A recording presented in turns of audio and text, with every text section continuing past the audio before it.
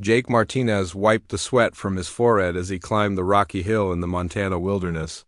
His backpack felt heavier with each step, filled with veterinary supplies and research equipment. The summer heat made the work harder, but he loved being out here among the wild animals. As a wildlife veterinarian, Jake had spent 10 years studying the behavior of wolves, bears, and other creatures that called this vast land home. Behind him, Lisa Grant struggled to keep up while carrying her own heavy pack. She was younger than Jake and new to this kind of fieldwork. Lisa had just finished her graduate studies in xenobiology, which meant she studied the possibility of life on other planets. Most people thought her field was just guessing games, but Lisa believed that someday humans would meet creatures from other worlds. She had joined Jake's research team to learn about animal behavior on Earth first. "How much further to the monitoring station?" Lisa asked, breathing hard from the climb. Sweat dripped down her face despite the baseball cap she wore to block the sun. Jake stopped and pointed toward a cluster of trees about half a mile ahead. "Just past those pines. We need to check the cameras we set up last month. The Wolf pack should be denning somewhere in that area." He adjusted his pack and started walking again. "The data will help us understand their hunting patterns and territory." "Size?" Lisa nodded and followed, trying not to trip on the loose rocks. She had grown up in cities and still felt clumsy in the wilderness, but she was determined to learn. Jake had been patient with her mistakes and always took time to explain things. He had served as a medic in the army before becoming a veterinarian, so he knew how to stay calm under pressure and teach others. They had been walking for another 20 minutes when a strange sound filled the air. It started as a high whistling noise, like wind through a canyon, but then grew louder and deeper. Both Jake and Lisa stopped and looked up at the clear blue sky. The sound was coming from above them, but they could not see anything. "What is that?" Lisa asked, shading her eyes with her hand as she scanned the sky. Jake frowned and listened carefully. His military training had taught him to recognize different aircraft sounds, but this was unlike anything he had ever heard. The noise grew louder and seemed to be getting closer. "I don't know, but whatever it is, it's coming down fast." Suddenly, a bright flash of silver streaked across the sky above them. It was moving much too fast to be a normal airplane and left no smoke trail like a jet would. The object seemed to wobble and spin as it flew overhead, clearly out of control. Jake realized it was going to crash somewhere nearby. "Get down," Jake shouted, grabbing Lisa's arm and pulling her behind a large boulder. The sound became a thunderous roar as the unknown object passed directly over their heads. Jake felt the heat from whatever was flying above them, and the air smelled strange, like burning metal mixed with something sweet. The crash came 30 seconds later. Even from their hiding spot behind the rock, Jake and Lisa felt the ground shake beneath their feet. A loud boom echoed through the valley, followed by the sound of trees breaking and rocks falling. Birds flew away from the area in panic, and Jake could hear some of the larger animals running through the forest. After the noise stopped, everything became very quiet. Jake slowly stood up and looked toward where the object had crashed. He could see smoke rising from behind a ridge about a quarter-mile away. The smoke was not black like from a fire, but silver and shimmering, almost like steam. "What do you think that was?" Lisa whispered, still crouched behind the boulder. Her face was pale and her hands were shaking slightly. Jake checked his watch, and then looked at the smoke again. "I have no idea, but we should call it in." He pulled out his satellite phone and tried to contact the ranger station. The phone made strange crackling sounds but would not connect to any signal. "That's weird. This phone always works out here." Lisa stood up slowly and brushed dirt off her clothes. Maybe whatever crashed is interfering with the signal somehow. She was thinking about all the science fiction movies she had watched, but tried to push those thoughts away. "Should we go look?" Jake considered their options. His training told him to be careful around crash sites because there could be fuel fires or dangerous chemicals. But his curiosity was stronger than his caution. If someone was hurt in that crash, they might need medical help, and Jake was probably the only person with medical training within 50 miles. "We'll take a look, but we stay back if there's any danger," Jake decided. He checked his medical kit to make sure he had supplies if someone needed help. and we document everything. If this is some kind of experimental aircraft, the military will want to know what happened." They gathered their equipment and started hiking toward the crash site. The closer they got, the stranger things became. The air itself seemed to shimmer like heat waves, but the temperature had actually gotten cooler. Lisa noticed that her compass was spinning wildly and could not find magnetic north. The normal sounds of the forest, like bird songs and insect buzzing, had completely stopped. When they reached the top of the ridge, Jake and Lisa both stopped and stared in amazement.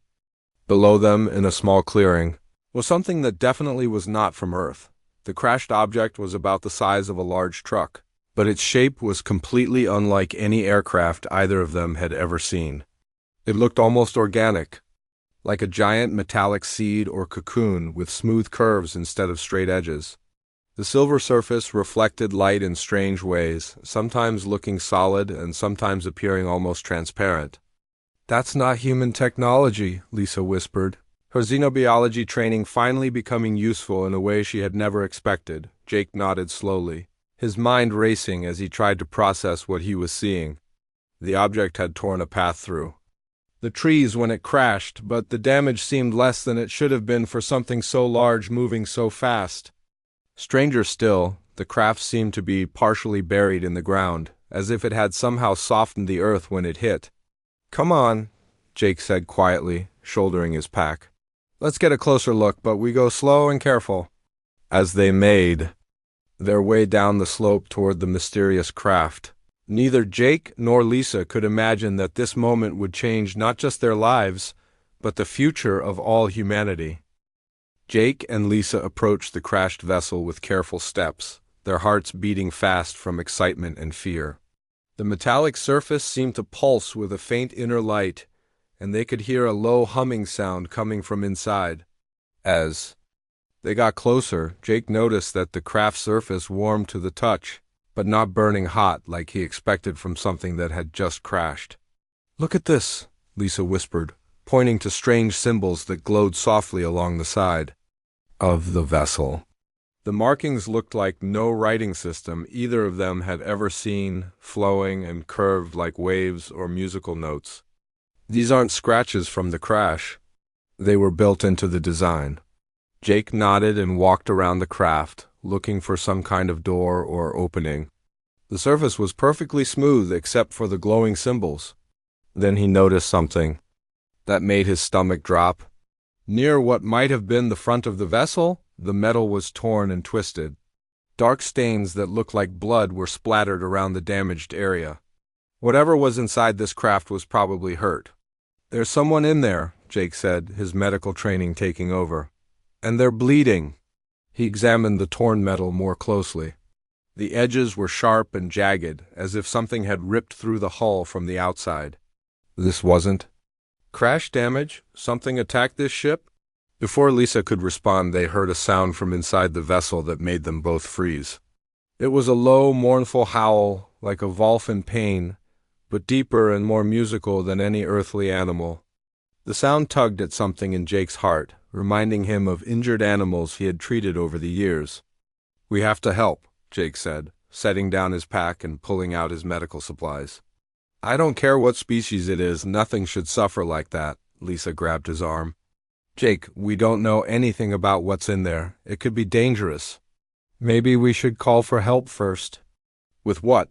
Jake held up his satellite phone, which was still making crackling noises and showing no signal. "Besides, by the time any help arrives, whatever is in there might be dead." He looked at the dark stains around the damaged hull. "I became a doctor to help living things, Lisa. That includes things from other planets." The howling sound came again, weaker this time, and Jake made his decision. He began examining the torn opening in the hull, looking for a way to get inside safely. The gap was just large enough for a person to crawl through, but the metal edges were razor sharp. "Hand me that emergency blanket from your pack," Jake said. "I'll wrap it around the sharp edges so we can get through without getting cut." Lisa hesitated for a moment, then did as he asked. She trusted Jake's judgment, and her scientific curiosity was stronger than her fear. Jake carefully wrapped the reflective blanket around the jagged metal, and then slowly crawled into the alien vessel. The inside was dimly lit by the same soft glow they had seen on the outside. The air smelled strange, like ozone after a lightning storm mixed with something floral and sweet. The space was larger than it had looked from outside, with curved walls that seemed to bend in impossible ways. "Jake, what do you see?" Lisa called from outside, too nervous to follow him in yet. "It's like nothing I've ever seen," Jake replied, his voice echoing strangely in the curved space. "The walls look alive somehow, and there are lights embedded in them that pulse like a heartbeat." He moved deeper into the vessel, following the sound of labored breathing. Then he saw it, and his breath caught in his throat. Lying on what appeared to be a raised platform was a creature that looked like a Volf, but unlike any Volf that had ever lived on Earth. It was enormous, easily twice the size of the largest timber Volf, with fur that shimmered between silver and deep blue depending on how the light hit it. Strange markings along its body glowed, faintly with the same light as the ship's walls. The creature's breathing was shallow and rapid. Dark blood matted its beautiful fur, and Jake could see several deep wounds along its side and back. One of its legs was bent at an odd angle, clearly broken. But what struck Jake most were its eyes. When the creature looked at him, Jake saw intelligence there, ancient and deep, along with pain and something that might have been hope. "Hello there," Jake said softly, the same gentle tone he used with frightened animals back home. "I'm here to help." He slowly reached into his medical kit, moving carefully so he wouldn't startle the injured being. The creature watched him with those intelligent, golden eyes but didn't try to move away or attack. Jake took this as a good sign. He had learned to read animal body language over years of working with wild creatures, and everything about this being suggested exhaustion and resignation rather than aggression. "Lisa, I need you in here," Jake called. "And bring the extra water bottles." Lisa took a deep breath and crawled through the opening into the alien vessel. When she saw the injured creature, her eyes went wide with wonder and concern. "Is it conscious?" Very much so," Jake replied, slowly extending his hand toward the creature. "And I think it understands that we want to help." The being sniffed at his hand, then gently touched his palm with its nose. The gesture was so much like a friendly dog that Jake felt some of his tension ease. Working together, Jake and Lisa began treating the creature's wounds. Jake used his veterinary supplies while Lisa helped hold bandages and kept the being calm by speaking softly to it. The creature seemed to respond to their voices, especially when they used gentle, soothing tones. The most serious wound was a deep gash along the creature's ribs that was still bleeding heavily. Jake cleaned it carefully and applied pressure to stop the bleeding. The creature whimpered but held still, seeming to understand that Jake was trying to help despite the pain. "Its blood is red like ours," Lisa observed, "but it has strange patterns in it that seem to glow slightly." She was taking notes in her research journal, documenting everything they observed about this first contact with alien life. Jake splinted the creature's broken leg, using supplies from his kit and branches Lisa brought from outside. Throughout the treatment, the being watched them with those remarkable eyes, occasionally making soft sounds that seemed almost like words in an unknown language. As the hours passed, Jake noticed that the creature's breathing was becoming steadier, and its wounds had stopped bleeding. More importantly, the being seemed to be gaining strength from their care and attention. It began making different sounds, almost musical in nature, that Jake interpreted as attempts to communicate. "I think it's trying to thank us," Jake said, gently stroking the creature's silver fur. The being leaned into his touch, much like a dog would, and Jake felt a connection forming between them that transcended species barriers. By evening, Jake and Lisa had done everything they could with the supplies they had. The creature was stable, but would need time to heal. Jake made the decision that would change everything. "We're staying here tonight," he announced. "This being needs monitoring, and I'm not leaving it alone when it's still in danger." Lisa nodded in agreement. They had witnessed something miraculous today, and they both felt the responsibility of being the first humans to make contact with intelligent alien life. Neither of them could have imagined at this moment of compassion would eventually lead to humanity joining a vast galactic civilization. 3 days had passed since Jake and Lisa first found the injured alien creature. They had taken turns staying with it around the clock, bringing supplies from their research camp and doing everything they could to help it heal. The being was recovering remarkably well, and Jake was amazed at how quickly its wounds were closing. More importantly, the creature seemed to trust them completely now, on the morning of the 4th day. Jake was surprised to find Sheriff Pete Sullivan climbing up the hill toward the crash site.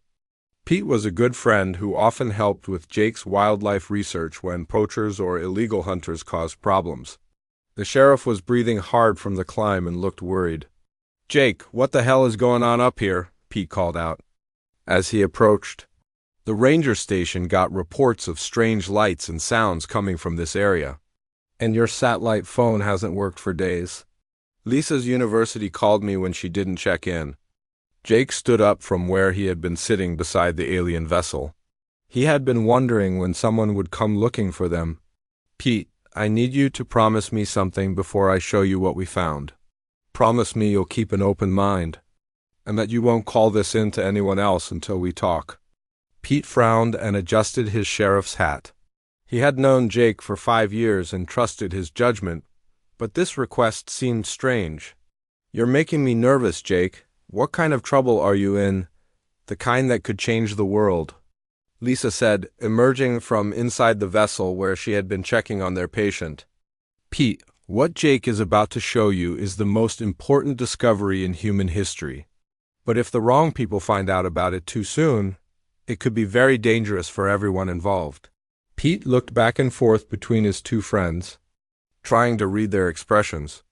Jake looked tired but excited, while Lisa seemed nervous but determined. Whatever they had found, it was clearly something extraordinary. "All right," Pete said slowly. "I promise I'll listen before I do anything. But if someone is hurt or in danger, I have to act." Jake nodded and gestured toward the alien vessel. "Someone is hurt, and we've been taking care of them. But Pete, the someone isn't human." When Pete saw the crashed vessel, his jaw dropped. Like Jake and Lisa before him, he immediately knew it wasn't any kind of human technology. The flowing curves and glowing symbols were unlike anything he had ever seen, even in science fiction movies. "What the hell is that thing?" Pete whispered. "A spacecraft from another world," Lisa replied.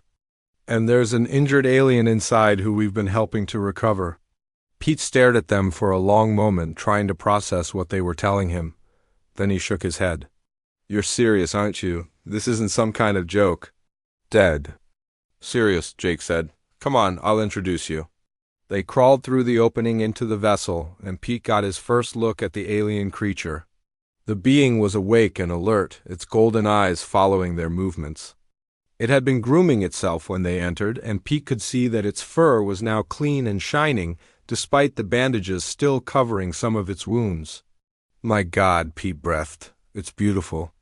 The creature tilted its head at the sound of Pete's voice, studying this new human with obvious intelligence. Then it did something that surprised all three of them. It stood up carefully, favoring its healing leg, and walked over to Pete. The being was even more impressive standing up, nearly as tall as a horse but with the grace of a predator. The creature looked directly into Pete's eyes for several seconds, then gently touched his hand with its nose, the same greeting it had given Jake on that first day. Pete felt a strange, tingling sensation when they touched, as if a mild electric current had passed between them. "It's reading you somehow," Lisa observed. "It did the same thing with us. I think it can sense emotions or intentions through physical contact." Pete remained perfectly still as the creature examined him, instinctively understanding that sudden movements might be misinterpreted. After a moment, the being seemed satisfied and returned to its resting place, but continued to watch them with interest. "So what happens now?" Pete asked. "We can't keep this secret forever. And if there are aliens visiting Earth, the government needs to know." "Actually," Jake said, "I think the government already knows, or at least suspects. My satellite phone works fine everywhere else, but it's been completely dead since the crash." "That's not a coincidence." As if summoned by their conversation, they heard voices outside the vessel. Jake tensed, ready to protect their alien friend, but then relaxed when he recognized one of the voices. Dr. Amy Foster emerged through the opening, followed by a man in military uniform that Jake didn't recognize. "Dr. Martinez," Amy said with a smile, "I hope you don't mind the intrusion. When certain monitoring systems detected an unusual energy signature in this area, I volunteered to investigate personally." Jake had worked with Amy before on wildlife disease research. She was a government scientist who specialized in exotic biology, though Jake had never known her to work on anything classified. The man with her introduced himself as Colonel Steve Hayes. "We've been monitoring the situation for the past 2 days," Colonel Hayes explained. "When we realized you were providing medical care to the visitor, we decided to take a wait and see approach rather than intervene immediately." "You've been watching us?" Lisa asked, feeling slightly betrayed. "From a respectful distance," Amy assured her. "And frankly, we're impressed with how you've handled the situation. First contact protocols exist, but they're all theoretical. You three have been writing the real playbook." The alien creature had been listening to this conversation with obvious interest. Now it stood up and walked toward the newcomers. But instead of the gentle greeting it had given the others, it stopped several feet away and began making a series of complex sounds. The sounds were unlike anything it had made before. They were clearly organized, almost like sentences in an unknown language. The creature accompanied the vocalizations with movements of its head and front paws, as if it was trying to communicate something specific. "It's trying to talk to us," Pete realized. "It knows we're discussing something important, and it wants to be part of the conversation." Dr. Amy Foster pulled out a small recording device. "Colonel, we need to contact Dr. Ben Clark immediately. If this being is attempting to establish formal communication, we need a linguist here as soon as possible." Jake stepped closer to the creature and spoke in the same gentle tone he had been using for days. "We understand that you want to communicate. We're going to bring someone who can help us understand each other better." The creature tilted its head and made a soft sound that seemed almost like agreement.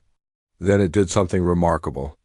It moved to a clear area inside the vessel and began using its claws to scratch symbols into the metallic floor. The symbols glowed faintly as it made them, similar to the markings on the outside of the ship. "It's writing," Lisa breathed. "It's actually writing something for us." The creature worked for several minutes, creating a complex pattern of flowing symbols.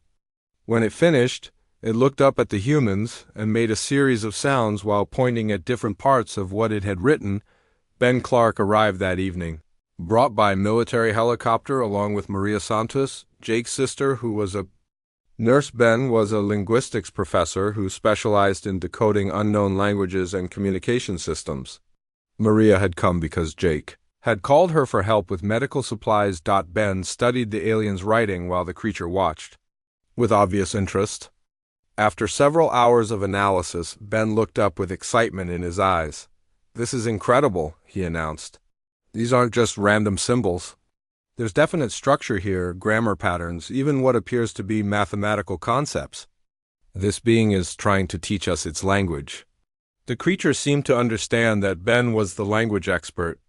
It approached him and gently touched his hand, then returned to its writing and began adding new symbols. This time, it pointed to Jake and made specific sounds, then wrote symbols that Ben believed represented Jake's name. "It's trying to tell us names," Ben realized. "It's starting with people it knows and trusts." Over the next several hours, they established a basic system of communication.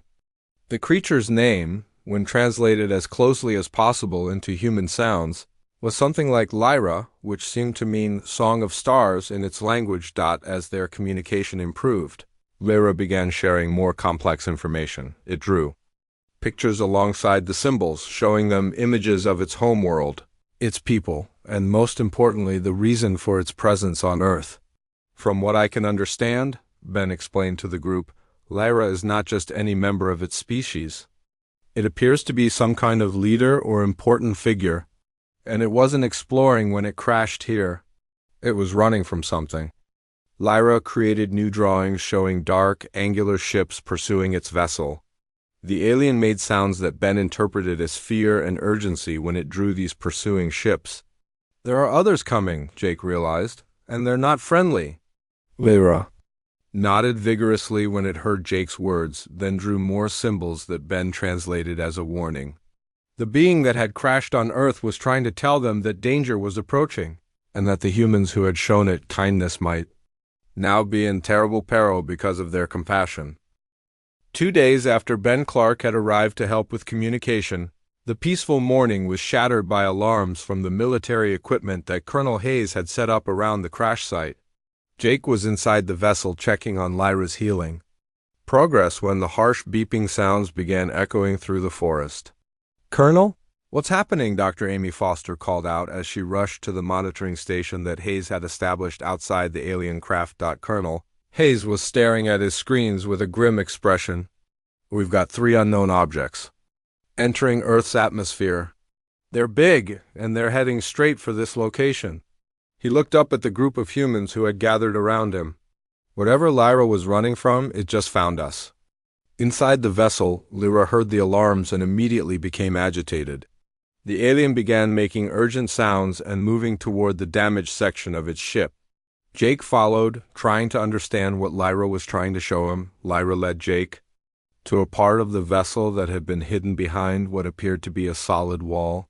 But when Lyra touched certain symbols, the wall became transparent, revealing a complex array of glowing panels and strange devices. The alien began operating the controls with its claws, and immediately the panels lit up with information. "Ben, I need you in here," Jake called. "Lyra is trying to show us something important." Ben crawled into the vessel and watched as Lyra manipulated the alien technology. The screen showed images that were clearly meant to be the 3 approaching ships. They were dark and angular, nothing like the smooth curves of Lyra's vessel. Even in the alien displays, these ships looked menacing and aggressive. Lyra turned to Ben and began speaking rapidly in its own language, accompanied by urgent gestures toward the screens. Ben listened carefully, trying to catch words and concepts he had learned over the past few days. "It's trying to warn us about these ships," Ben translated. "The beings on those vessels are called something like Void Hunters in Lyra's language. They're apparently a species that attacks and destroys other civilizations." Lyra continued its explanation, showing them more images on the alien screens. The pictures depicted beautiful worlds with crystal cities and peaceful beings, followed by the same dark ships arriving and leaving nothing but destruction behind. "Lyra's people are part of something called the Astral Chorus," Ben continued translating. "It's like a confederation of peaceful species that work together. The Void Hunters have been hunting them across the galaxy." Jake felt his stomach tighten as he realized the implications. So Lyra led these hunters straight to Earth by crashing here. But Lyra shook its head vigorously and operated more controls. New images appeared showing Lyra's original flight path, which had taken it far from Earth originally. The alien pointed to symbols that Ben interpreted as time measurements. "No, Jake," Ben said with growing understanding. "Lyra says it's been hiding in this solar system for weeks, trying to repair its ship and avoid the hunters. It only crashed here because its ship finally gave out. The hunters have been searching this whole area of space." Maria Santos, who had been listening from the entrance to the vessel, spoke up with worry in her voice. "So what does this mean for Earth if these Void Hunters are as dangerous as Lyra says? What happens when they get here?" Lyra seemed to understand Maria's question and began operating different controls. The screens now showed technical diagrams of the 3 approaching ships. The alien pointed to various parts of the diagrams while making sounds that Ben was beginning to recognize as measurements and capabilities. "Lyra is showing us the hunters' weapons," Ben translated grimly. "From what I can understand, each of those 3 ships has enough firepower to destroy a city, and they're specifically designed for attacking planets." Colonel Hayes appeared at the entrance to the vessel, having heard the conversation. "How long do we have before they arrive?" Lyra manipulated more controls and showed them what appeared to be a countdown display. The symbols were alien, but the decreasing pattern was clear enough. About 6 hours, Ben estimated after studying the display, maybe less.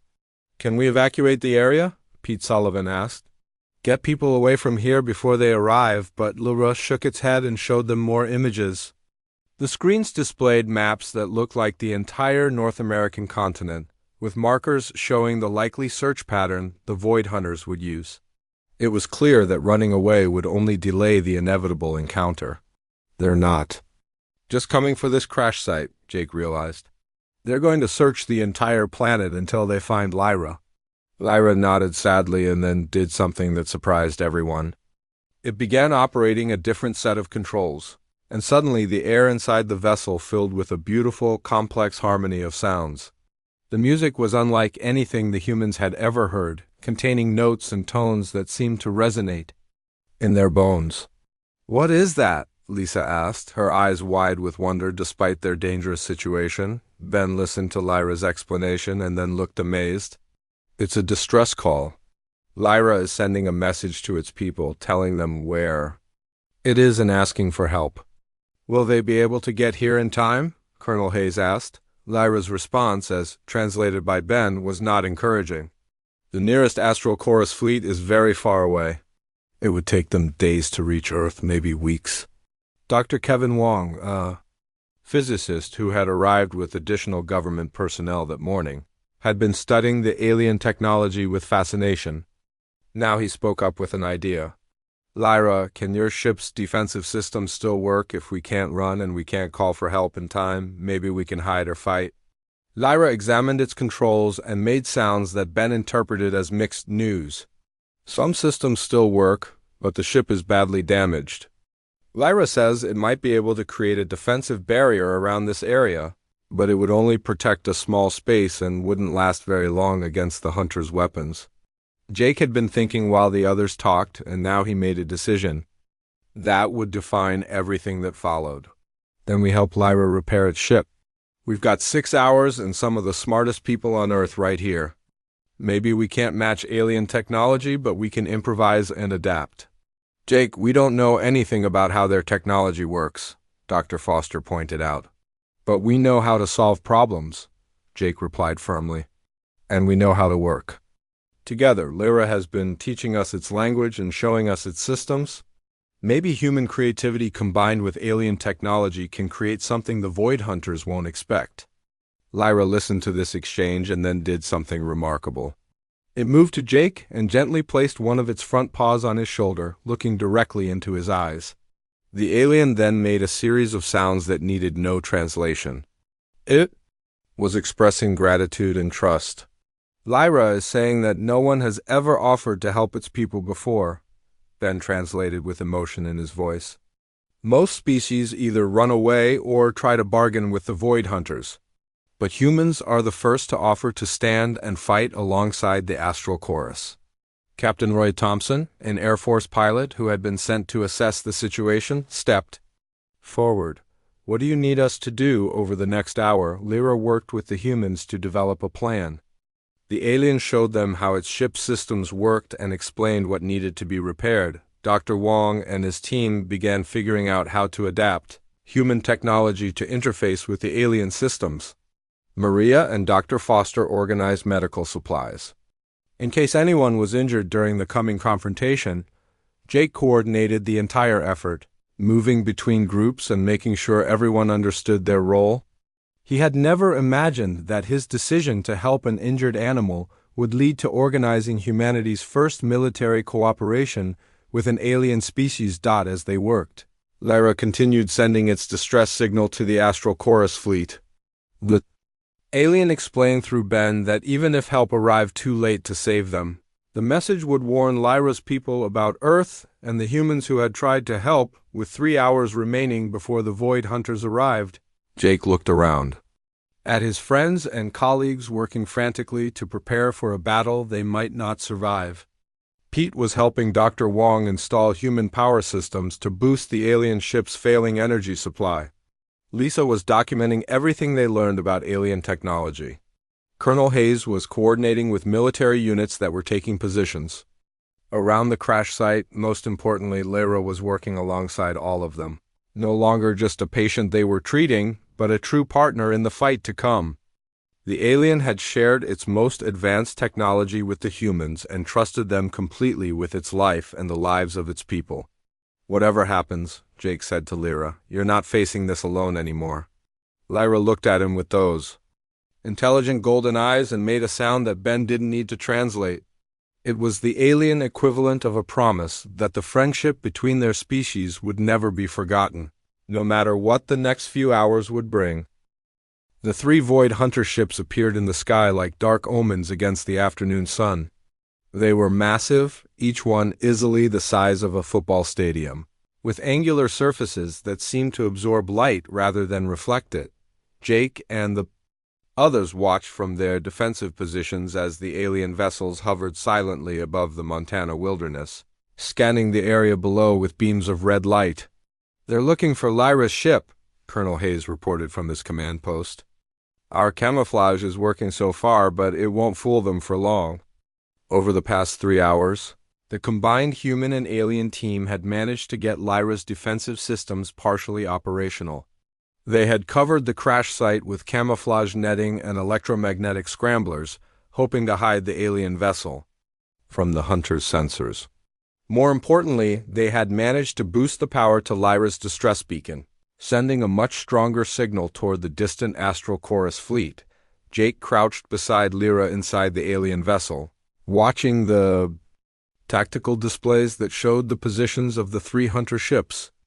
The alien was operating multiple control systems at once, trying to keep their defensive barrier active while maintaining the distress signal. "How long can you keep this up?" Jake asked, noticing that Lyra was breathing heavily from the effort of managing so many systems simultaneously. Ben Clark, who had become their primary translator, listened to Lyra's response and looked worried. "Lyra says the defensive systems are already starting to fail. The ship's power core was damaged in the crash, and we're pushing it beyond safe limits." Outside the vessel, Dr. Kevin Wong was monitoring the human equipment they had connected to the alien systems. "Jake, we're getting massive energy readings. From those Hunter ships? They're preparing to fire some kind of scanning beam that will cut right through our camouflage." As if responding to Wong's warning, the 3 dark ships suddenly focused their red scanning beams into a concentrated search pattern. The beams swept across the forest like spotlights, and Jake could see trees withering and dying wherever the red light touched them.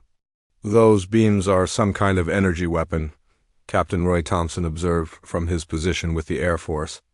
"Units, they're not just scanning. They're destroying everything to eliminate hiding places." Lyra made urgent sounds and operated new controls. The alien screen showed that it was redirecting all available power to strengthen their defensive barrier. The air around the crash site began to shimmer like a heat wave as Lyra's protection field activated. The first scanning beam hit their position moments later. Jake felt the ground shake beneath them as the Void Hunter weapon struck Lyra's defensive barrier. The alien vessel's lights flickered and several control panels sparked and went dark. "Direct hit," Colonel Hayes reported, but the barrier held. Lyra's defenses stopped their beam, but Jake could see that the effort had cost them dearly. Lyra was now visibly weakening, and many of the ship's systems had shut down to divert power to the shields. They had survived the first attack, but they wouldn't survive many more. The 3 Hunter ships regrouped and began charging their weapons for a more powerful assault. Jake could see energy building along their angular hulls, creating an ominous glow that made the dark vessels look even more threatening. "This is it," Pete Sullivan said grimly from his position near the defensive perimeter. "They're going to hit us with everything they have." Just as the Void Hunters prepared to fire their concentrated attack, something impossible happened. The sky above them suddenly filled with light as dozens of new ships appeared seemingly from nowhere. These vessels were completely different from the Hunter ships, made of what looked like living crystal that caught and reflected sunlight in beautiful patterns. "The Astral Chorus fleet," Ben breathed, translating Lyra's excited sounds. "They received the distress signal and somehow got here faster than anyone thought possible. The crystal ships moved with fluid grace, surrounding the three Void Hunter vessels before the dark ships could react.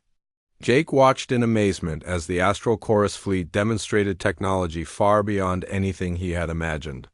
Some of the crystal ships seemed to phase in and out of existence, while others appeared to bend space around themselves. The largest of the crystal vessels, easily twice the size of the Hunter ships, took position directly above Lyra's crash site. A beam of soft, golden light descended from the massive ship, and Jake felt a sense of peace and safety wash over him as the light touched their location inside the alien vessel. Lyra was making sounds that needed no translation. The alien was crying with relief and joy at seeing its people arrive. New displays activated on Lyra's control panels, showing communications between the crashed ship and the rescue fleet. "The lead ship is trying to talk to Lyra," Ben reported, listening to the rapid exchange of alien language. "The commander wants to know about Lyra's condition and the humans who helped." Admiral Grace Miller, who had arrived with additional military forces just before the attack began, watched the sky battle through binoculars. "The Void Hunters are trying to break through the crystal ships, but they're completely outmatched. Those alien defenders are toying with them." The brief space battle was unlike anything from human science fiction. The Astral Chorus ships moved like dancers, weaving around the Hunter vessels while disabling their weapons with precise energy pulses. There were no explosions or destruction, just the elegant neutralization of the Void Hunter threat. Within minutes, the three dark ships were powerless and surrounded. Jake watched as the Crystal Fleet used some kind of tractor beam technology to capture the Hunter vessels and prepare them for transport away from Earth. The golden beam from the command ship intensified, and suddenly Jake felt a strange, tingling sensation throughout his body.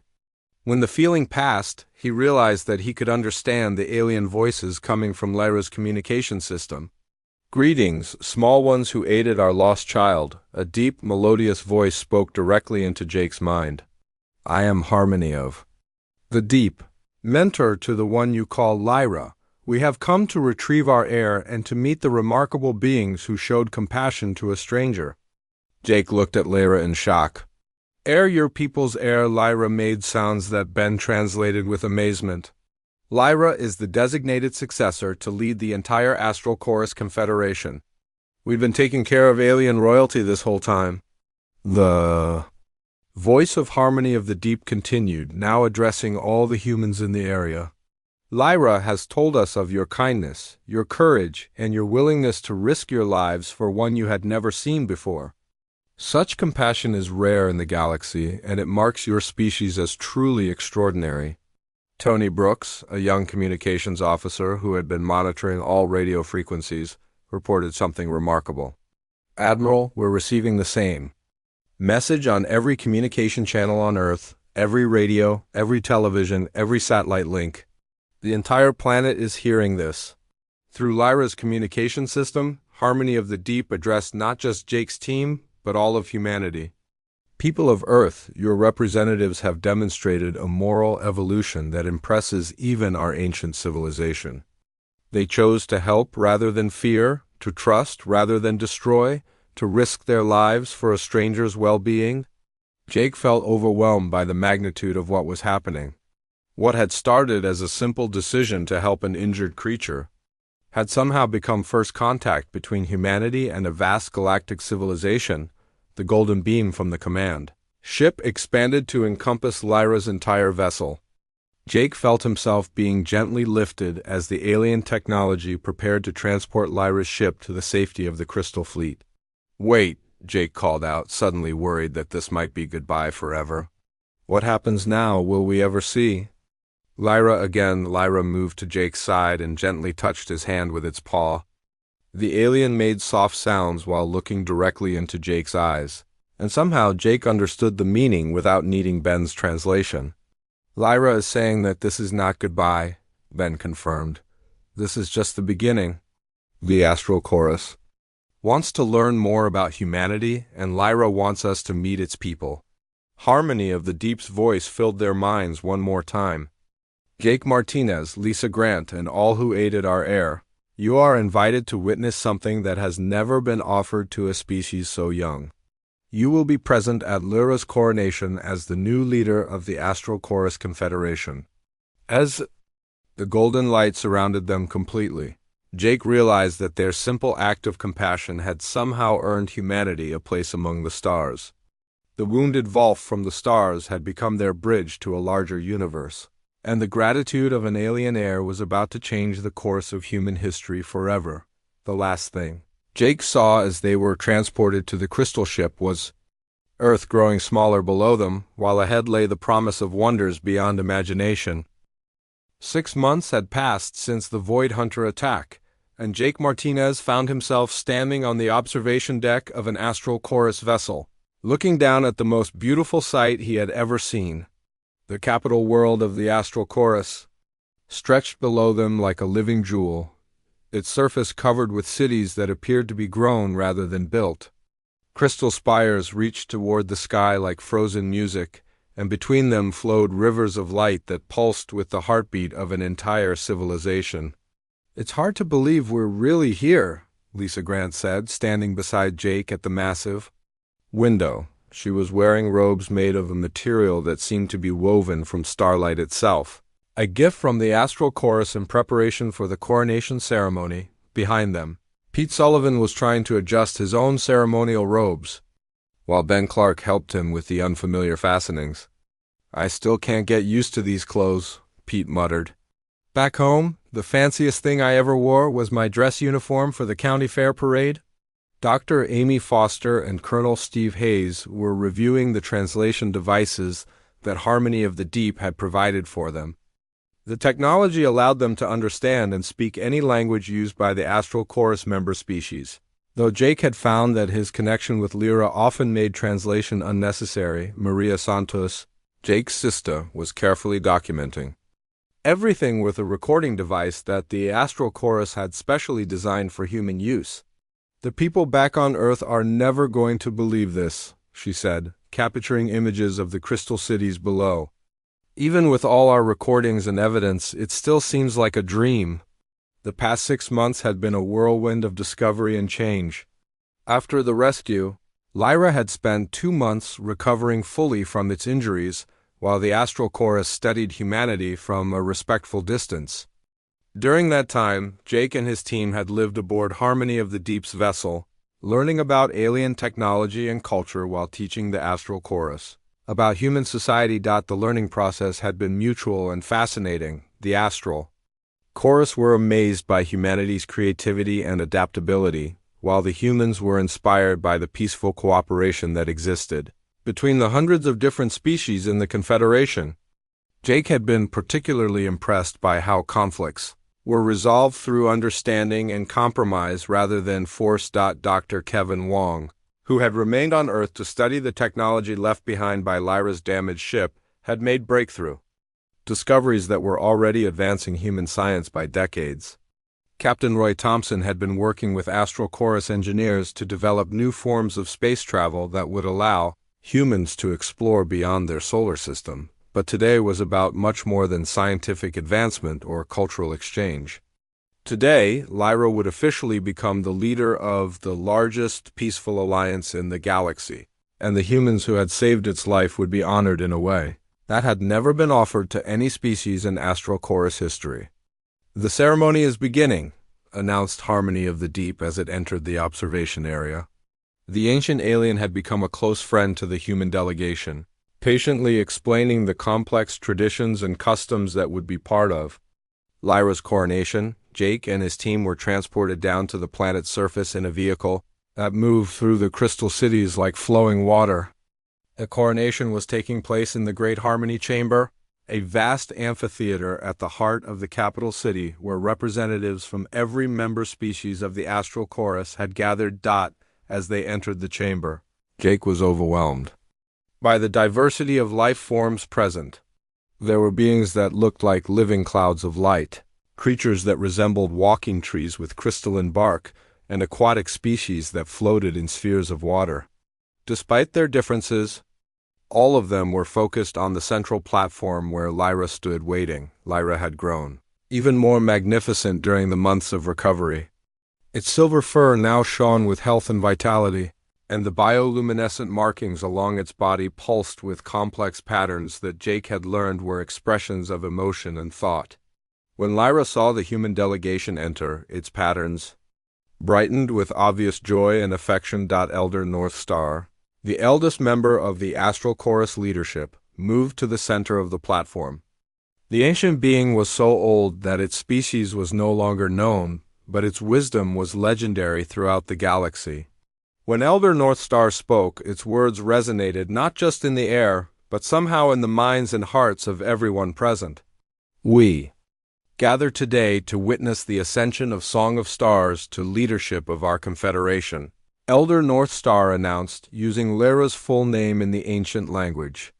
But this ceremony is unique in our history, for it includes honored guests who have shown us something remarkable about the nature of compassion. Jake felt nervous as Elder North Star gestured toward the human delegation.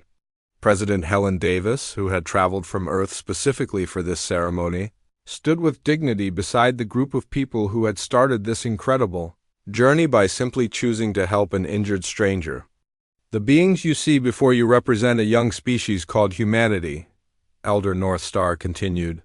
When our heir was wounded and helpless, these creatures did not hesitate to provide aid. They asked for nothing in return, expected no reward, and risked their own safety to preserve the life of one they had never seen before. Lyra stepped forward and began to speak in its own language, the musical tones carrying clearly throughout the vast chamber. Ben Clark whispered translations for those who needed them, but Jake found that he could understand Lyra's words directly, a gift that had developed during their months of friendship. I stand before you today not just as your new leader, but as a being who has experienced the rarest gift in the universe, Lyra said. These humans showed me unconditional compassion when I was a stranger in pain. They demonstrated that kindness transcends species, language, and understanding. Elder North Star raised what might have been considered arms if one were being generous, with anatomical comparisons.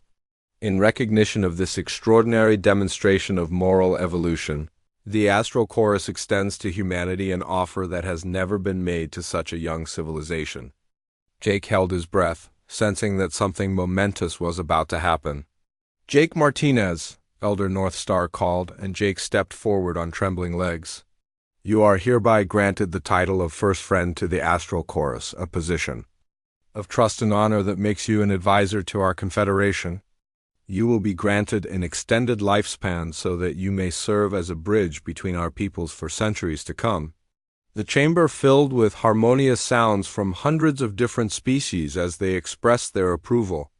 Jake felt a warm energy surround him as alien technology gently modified his biology, ensuring that he would live long enough to see humanity truly join the galactic community. Lisa Grant, Pete Sullivan, Ben Clark, Amy Foster, Steve Hayes, Maria Santos, and all humans who aided our heir, Elder North Star continued. You too are granted extended lifespans and the title of Eternal Friends of the Chorus. You will serve as permanent ambassadors between our species. But Elder North Star was not finished. Most remarkably of all, humanity as a species has earned immediate membership in the Astral Chorus Confederation. No species in our history has been granted membership without first achieving interstellar civilization and demonstrating peaceful intentions over centuries of observation. President Davis stepped forward, tears streaming down her face as she realized what this meant for her species. On behalf of all humanity, I accept this incredible honor. We pledge to uphold the values of peace and cooperation that define the Astral Chorus. Lyra moved to stand beside Jake, gently touching his hand with its paw as it had done so many times during its recovery. My friend, Lyra said in perfect English, having learned the language during their time together, you saved my life when you had every reason to fear me. Today, your compassion has saved your entire species from the loneliness of thinking they were alone in the universe. The coronation ceremony continued with rituals that were older than human civilization, but Jake barely noticed the ancient protocols and traditions. He was thinking about how a simple decision to help an injured animal had led to this moment when humanity joined a community of peaceful species that spanned the galaxy. As the ceremony concluded and Lyra officially became the leader of the Astral Chorus Confederation. Jake looked around at the incredible diversity of life forms that had gathered to witness this historic moment. Beings from hundreds of worlds representing thousands of years of peaceful cooperation had accepted humanity as equals based on a single act of compassion. "What happens now?" Pete asked as they prepared to return to the observation vessel, Lyra. Now, bearing the ceremonial markings of leadership, looked at its human friends with those same intelligent, golden eyes that had first shown trust and hope in a crashed vessel in the Montana wilderness.